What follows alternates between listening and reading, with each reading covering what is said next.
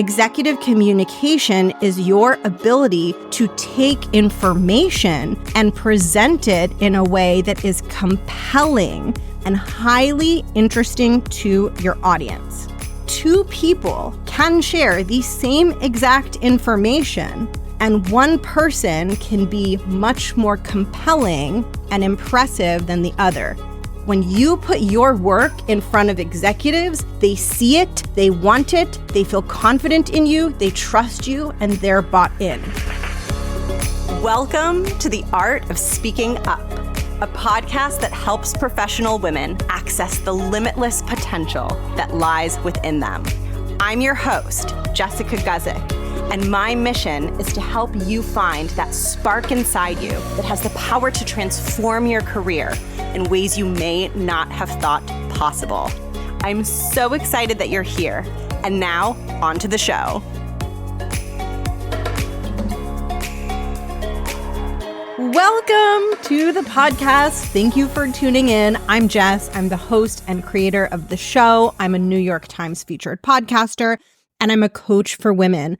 I help women build confidence, become super effective verbal communicators, and rise up into leadership roles. And in today's episode, we are talking about a topic that I love so much, that I get so excited about, and that is really going to help you achieve bigger success in your career. And that is the topic of executive communication. When you get good at executive communication, not only do you become more effective in the work that you are doing today, but possibly even more importantly, you start to build a reputation that helps you advance into leadership roles, and that can really pay off for you in the future. A lot of people do think that executive communication is difficult and confusing, and it's this elusive thing. And I really want to demystify it in this episode. And my goal is to teach executive communication in a way where it makes sense to you, where you feel like you have a grasp on what it is, so that you feel confident that you know what to do to be impressive to your boss and to the stakeholders at your company who you are really wanting to make that positive impression on. Okay, we have a lot to cover. First, I'm going to define what executive communication is, and then I'm going to share a simple analogy to help teach you the core definition of executive communication so that you know exactly what to do to make your words and your communication potent and powerful, particularly when you are speaking to leaders or people at your company who are in a higher position or a position of authority and influence. After I teach it, I'm going to help you apply the teachings to your specific situation so that you know how to take this information and actually use it to make your communication better. I am so excited. So let's start with the definition of executive communication. There are lots of different ways that we can define it, but the simplest way that I want to define it for purposes of learning together on this episode is that executive communication is when you communicate and convey information in a way that does three things for your audience. Number one, it inspires confidence in you and your abilities. Number two, it instills trust in you and your abilities. And number three, it gets buy-in for the ideas and direction that you are sharing. So it inspires confidence, it instills trust, and it gets buy-in. These are all things that happen in the minds of your audience. So basically, what executive communication means is it means I communicate in a way where my audience, as they're hearing me communicate, they're thinking that they trust me, they're feeling like they're confident in me, and they're wanting to agree with what I'm saying.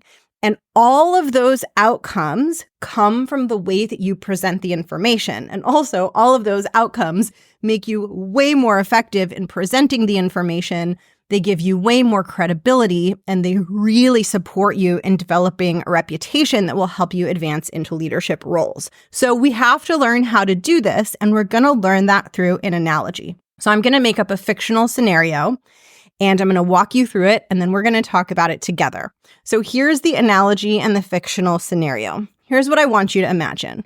I want you to imagine that the CEO of your company has an emergency situation that they need help with. So the CEO asks if you will help them plan a banquet for some of your company's key investors, key shareholders, and key people of influence that your company really wants to impress. So let's just imagine that the person who would normally plan this event, maybe it's a chief of staff, maybe it's an in-house event planner, but let's just imagine that this person is unavailable and the CEO asks, hey, can you take on the planning of this event? And the CEO lets you know, hey, listen, I have budget for you to hire an event planner. So you will actually be able to hire a planner to help you execute and plan the event. I just need you to be the point person who's in charge of it and who's ultimately responsible for delivering it. Now, of course, you don't want to miss this beautiful opportunity to impress the CEO. So you say yes, and the CEO says, great, here's your budget for the event, and also here's your budget for hiring an event planner. And I've got 2 event planners. You can interview both of them. You can choose the one that you want to work with. And then once you do, you can go ahead and start working on planning this event. So you're now in a situation where you're going to be interviewing 2 event planners to try to decide who you want to hire. And you really want to hire the right one because you have a chance to make an incredible impression on the CEO. And you want to get this right. You want to do this well. Okay. So what I want to walk you through in this example is I want to walk you through what the 2 different event planners pitch to you for planning this event. And I want to ask you, if you were in this situation and you had to plan this banquet for the CEO, which event planner would you hire and why?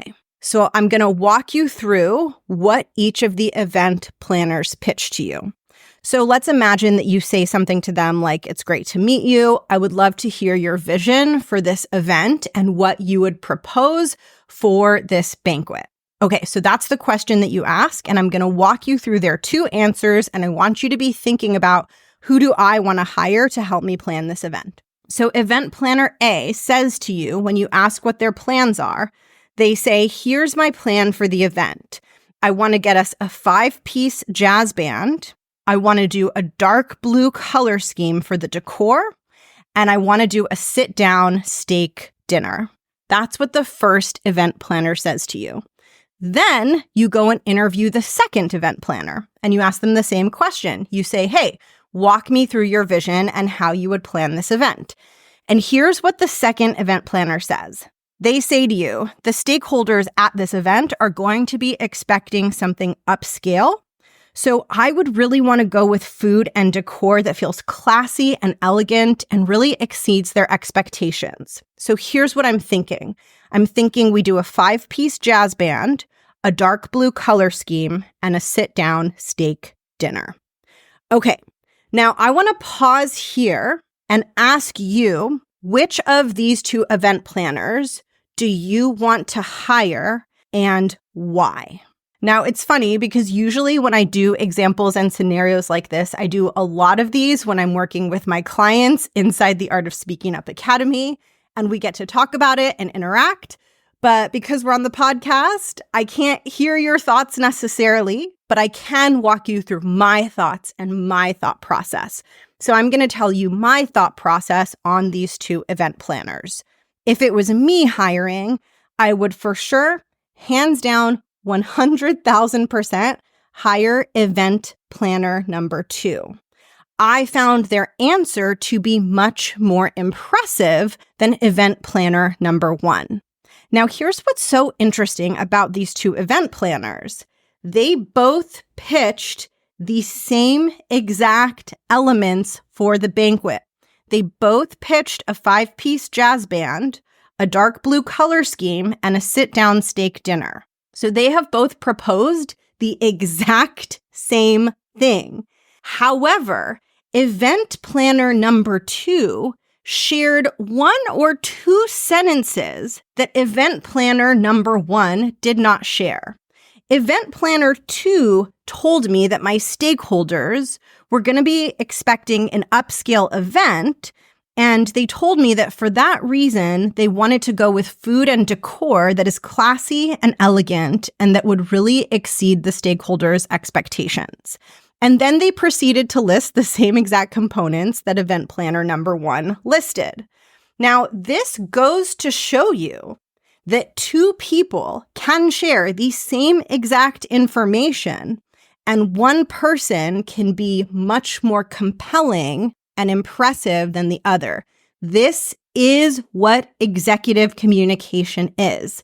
Executive communication is your ability to take information and present it in a way that is compelling and highly interesting to your audience. So remember, at the start of this episode, I told you that executive communication does 3 things.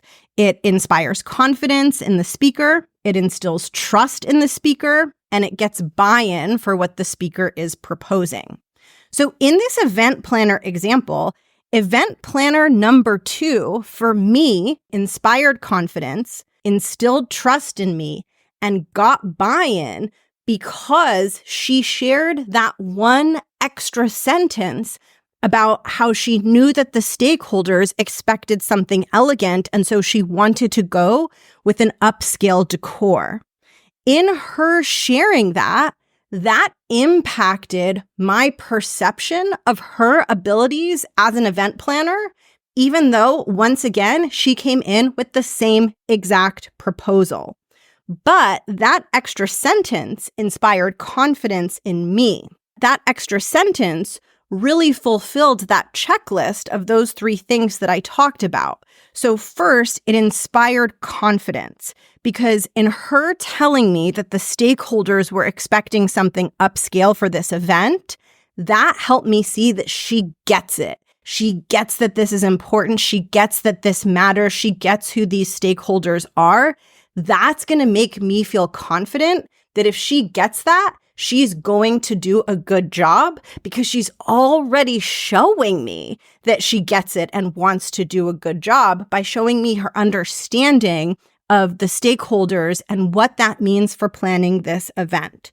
She also instilled trust in me because she showed me that she knows how to achieve the goal that I want to achieve for this event. She demonstrated to me that she doesn't just know how to plan a banquet or a party, but she knows how to choose elements that are going to align with my goals and what is most important for me to achieve in planning this event. So I trust her more because I see that she can do that. And finally, she got more buy-in from me because she shared a path forward that I could see would help me achieve the goals that she laid out. It made sense, it looked doable, and it really reflected the things that are most important to me. And so what I want you to take away from this example is that it's not about the information that we're sharing, it's about the additional context that we wrap around that information that really helps our stakeholders trust us, feel confident in us, and buy into what it is we're saying.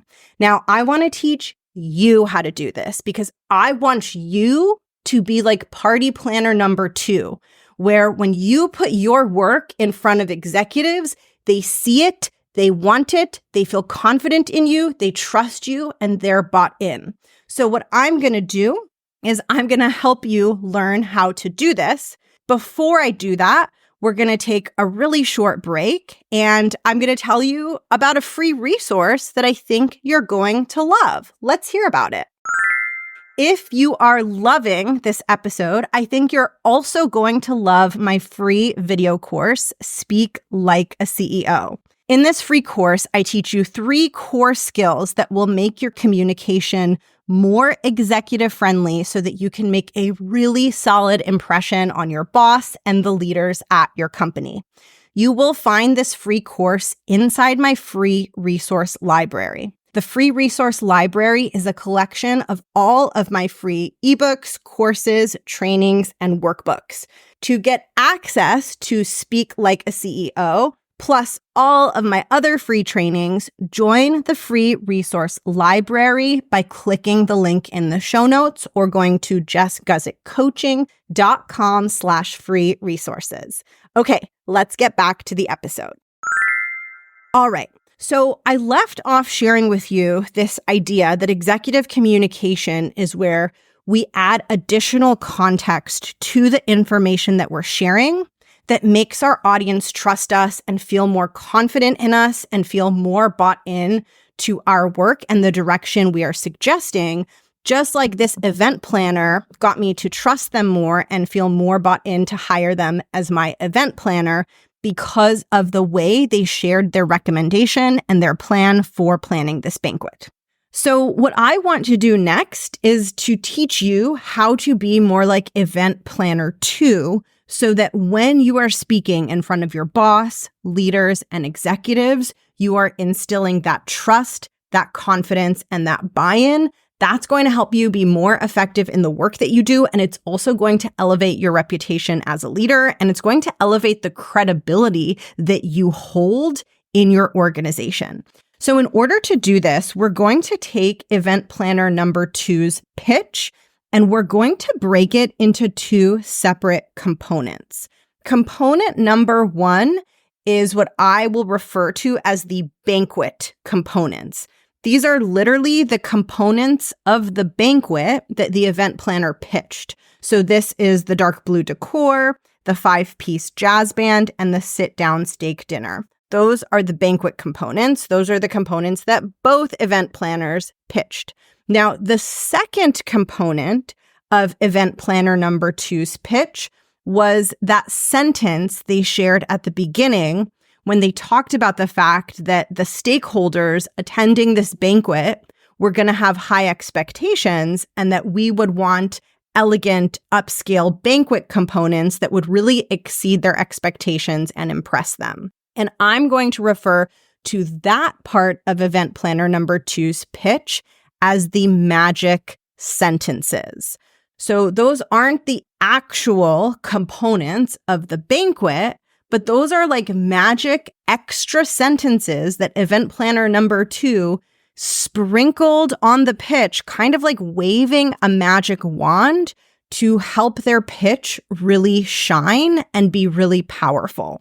Now, this 2-part structure, the banquet components versus the magic sentences, is a structure that you can apply when you are communicating, and when you apply it, it will elevate the quality of your communication and make you much more impressive. So typically, when you're speaking and you're sharing thoughts with leaders and executives, you are either sharing banquet components or magic sentences. So let's talk about the banquet components. Just like in the situation with the event planners, the banquet components are the very tactical, nitty-gritty details of the banquet, the band, the food, the decor. Your banquet components, when you are speaking, are the very tactical, nitty-gritty components of your work. It's the actual work that you are doing, the actual idea that you're sharing. So some examples of banquet components would be things like a project plan, or a numerical analysis that you did, or a proposal that you are sharing to get approval. It's literally the thing that you're sharing. Those are what I think of as the banquet components. Now, most people, when they're sharing their work, they mainly focus on the banquet components. They mainly focus on like, okay, here's the project that I'm proposing. Let me walk them through the different elements of the project. Or here's the analysis that my team did on this data. Let me walk them through the findings of the analysis. So this is the actual work and information that you're presenting. And it makes sense that this is where most people focus because we're in the room talking to executives to give them the information. That being said, it is really important that you go one step beyond just giving them the information and that you also include magic sentences. The magic sentences are sentences that you add in that aren't about the work itself, but are actually about something far more important. Those magic sentences are about getting your audience to feel trust, confidence, and buy-in when you're speaking. Now, in order for you to figure out what to put in your magic sentences, you're going to want to ask yourself one very important question. And that question is, what does my audience care about? Now, going back to the event planner example, one of the reasons Event Planner 2 was so effective is because the pitch that they gave spoke directly to what I care about. If you or me or anyone is planning a banquet on behalf of the CEO, what we care about most is I need to make sure to impress the heck out of the CEO. We're not thinking necessarily about what color decor we want, what kind of band we want, what kind of food we want. That's not what we're thinking. We're thinking, I need to get this right. I need to do this well. And this event planner was really successful because they spoke to that directly. Instead of just jumping in and talking about the food and the band and the decor, they asked themselves, what does this person who is interviewing me as an event planner care about most? Oh, they probably want this to be good. They want to nail this. They want this to be impressive, and they want to get those kudos, and they want to know that they did a really good job.